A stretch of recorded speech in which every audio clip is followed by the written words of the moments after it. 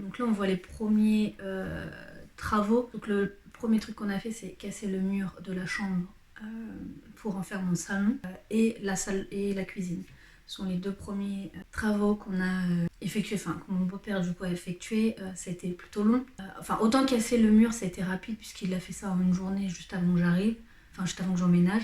Autant la cuisine c'était plus long parce qu'on a eu beaucoup de problèmes. 숨소리가 들려 몸이 녹아내려 견딜 수가 없어 참을 수가 없어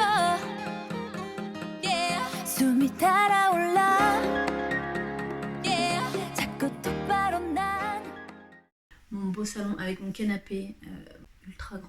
Le canapé il est mieux qu'un lit. C'est un lit, une place un peu plus grand même. Tellement.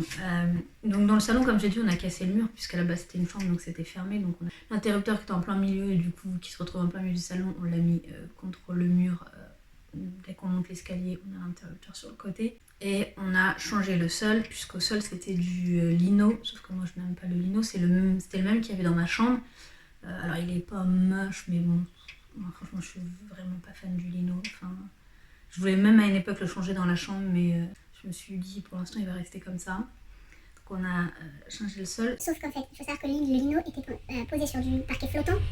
Et donc quand j'ai enlevé le lino, je me dis bah au pire le parquet flottant il a l'air nickel, pourquoi ils ont remis du lino dessus. Je me dis au pire je garde le parquet flottant, sauf que bah, ils ont collé le lino avec du double face, ce qui fait que votre parquet flottant en fait il est mort, et vous avez du scotch, faut me faire chier. Je crois que de mémoire il y avait des endroits où il était finalement un peu abîmé, et je pense qu'il y avait même à mon avis abîmé par des infiltrations d'eau.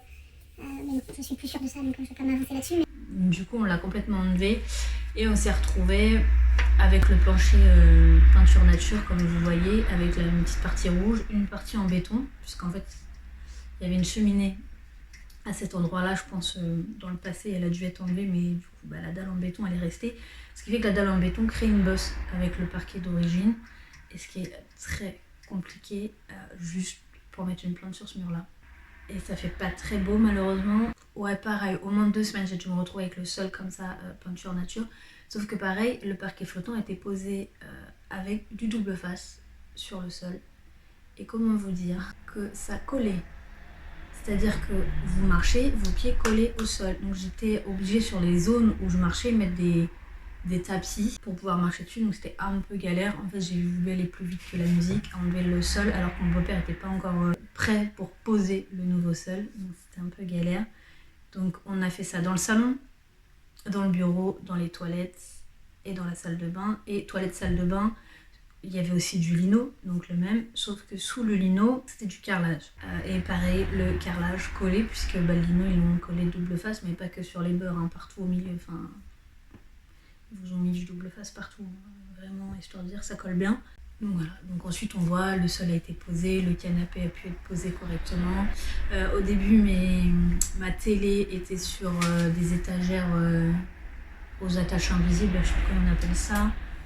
Sauf qu'après ça m'a saoulée, j'ai voulu changer de sens la télé et le canapé, donc j'ai enlevé les étagères. Puis après quand j'ai de nouveau changé de sens, donc le canapé se trouvait là et la télé se trouvait là. J'ai mis ma télé donc sur un meuble, puis ensuite j'ai réinversé une 3e fois et puis après une 4e fois jusqu'à temps que je déménage.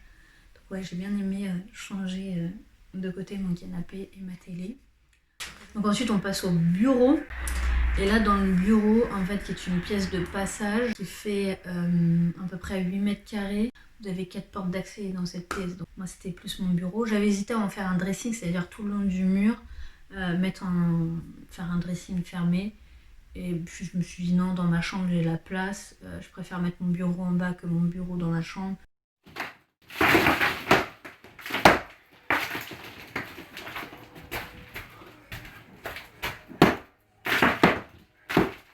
Donc en bas j'en avais fait mon bureau. Et du coup les changements là c'était le plafond qui a été refait parce que c'était un plafond en PVC avec la laine de verre qui était complètement trempée, donc on a dû l'aérer et la faire sécher, donc on a enlevé le plafond en PVC pour mettre du placo. Et plus ensuite le conduit de cheminée, puisqu'il y avait pareil le conduit d'une autre cheminée qu'il y avait en bas, qui n'existe plus depuis des années, mais il y avait toujours ce conduit de cheminée.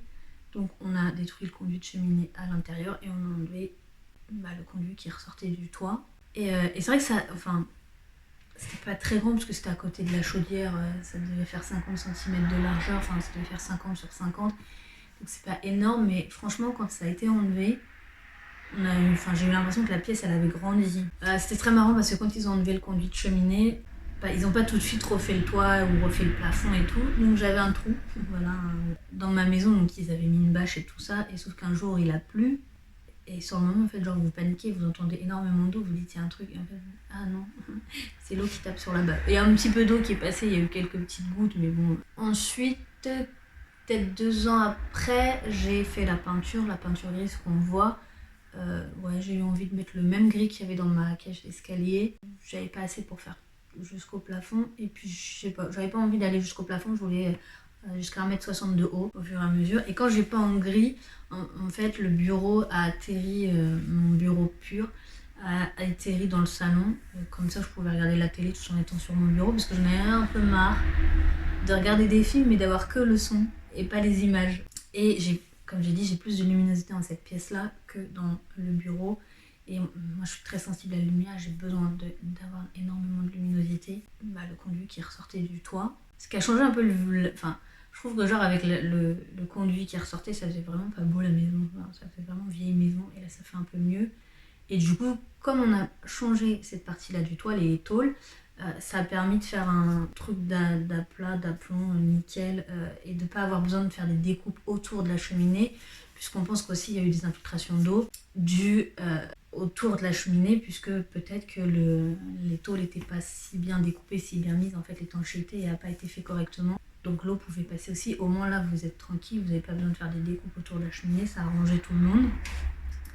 Et du coup là je vais vous laisser, vous n'allez plus avoir ma tête, avec la vidéo que j'ai tournée pendant le confinement, donc au mois d'avril, où je ne savais pas encore que j'allais vendre la maison.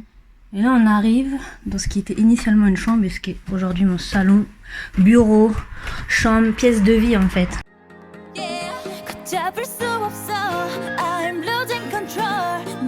Mes 2 belles fenêtres lumineuses. Bon là du coup sur la vidéo ça fait.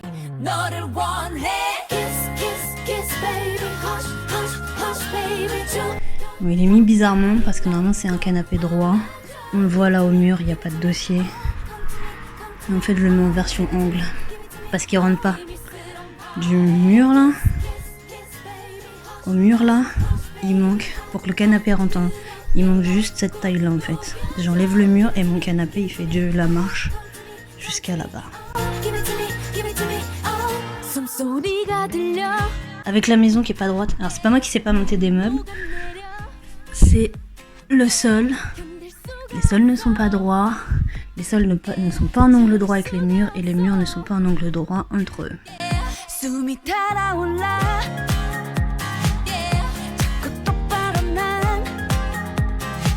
Alors je sais que mon bureau est mis bizarrement, mais j'ai pas le choix à cause du sol pas droit.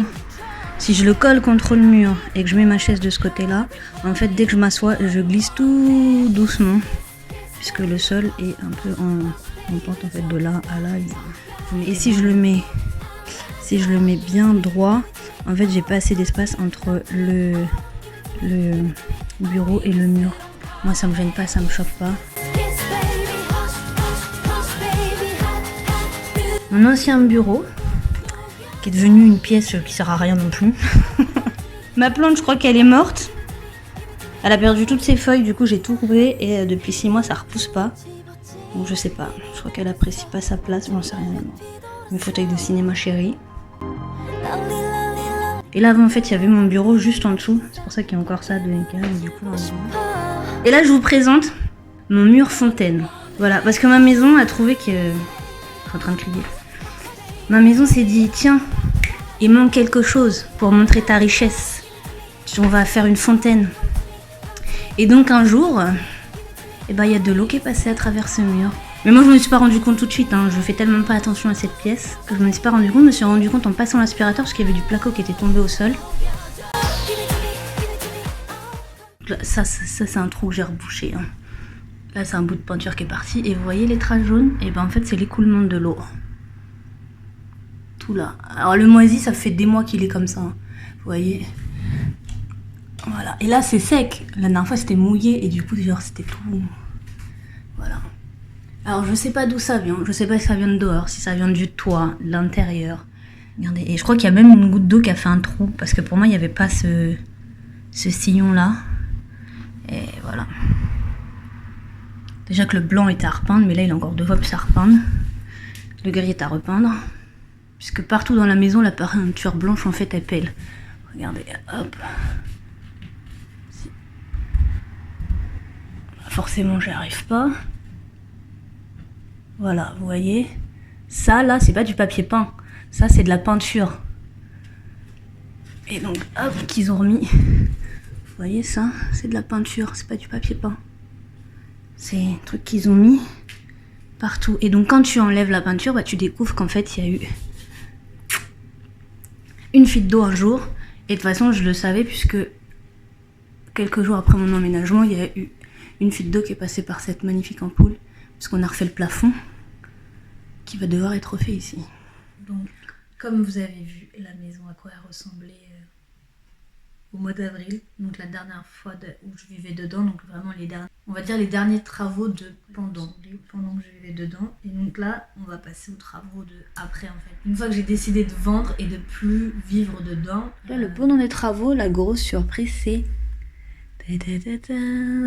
mon petit tête bague Halloween. Mais voilà, le muret qui est cassé en fait, qui a été retiré.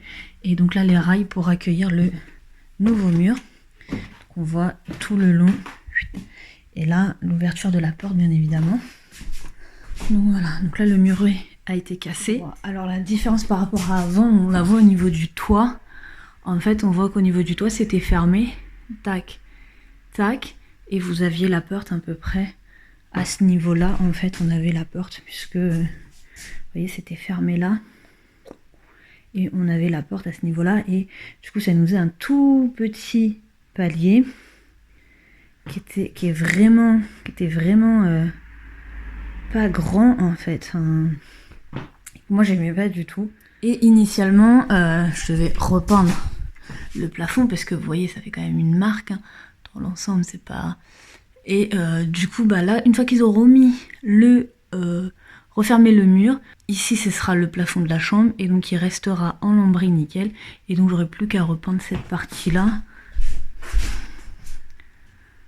Vous voyez, de là à là-bas. Et donc là, ce qui a été changé, donc là, vous voyez, il a déjà monté les racks. Et là également. Alors, initialement, on devait retirer le placo ici pour gagner en épaisseur et pour potentiellement venir mettre le placo à ras des fenêtres parce que vous voyez, sauf que petite surprise, quand on enlève le placo, on tombe sur ceci. Et en fait, ceci, ce sont les briques rouges du mur extérieur, donc le mur de structure de la maison. Et si vous regardez bien, au niveau des joints, c'est la grosse merde. Et même si vous voyez, les briques, elles sont un peu en escalier. C'est-à-dire que là, le niveau là, il est plus reculé que là, qui est plus reculé que là. Donc voilà, donc ça tient pas, ça amène plein de merde quand on enlève. Et en fait à ce niveau là entre le placo et les briques vous avez un espacement de je sais pas au moins une dizaine de centimètres. Et en fait quand on arrive au milieu des fenêtres, les briques rouges sont collées au placo, donc c'est à dire que le mur, tout le mur là n'est pas droit. Donc avec le plaquiste on a convenu de laisser comme ça, de pas détruire le placo. Surtout qu'en fait au final en détruisant le placo on récupère que cette largeur là puisqu'on récupère que la largeur du placo. Donc au final pour pas s'embêter, ce qui permet lui de avoir moins de travaux à faire et donc d'aller plus vite, et 2 moi de faire des économies, et puis ensuite 3 d'avoir un mur nickel bien isolé tout ça. Donc on a décidé voilà de se repositionner ici. De ce côté là vous aurez la laine de verre et le placo viendra se mettre le long. Donc on perd une vingtaine de centimètres, un peu moins sur la chambre, ce que initialement je voulais pas et ce qui malheureusement est obligé, c'est la solution la plus simple. Et donc initialement c'est un peu le bordel. Donc ici entre les 2 fenêtres il y avait le radiateur qui est là en fait qu'on a retiré provisoirement puisqu'il est gêné. Comme du coup on ne détruit pas le placo et donc on ne récupère pas d'espace, du coup les tuyaux étaient trop courts puisque en fait on va ravancer le mur vers nous, donc forcément les tuyaux du radiateur ne traversaient pas, donc on ne pouvait plus fixer le radiateur, donc il fallait rallonger les tuyaux du radiateur. Je pense que vous avez compris ce que je raconte, même si je galère à l'expliquer.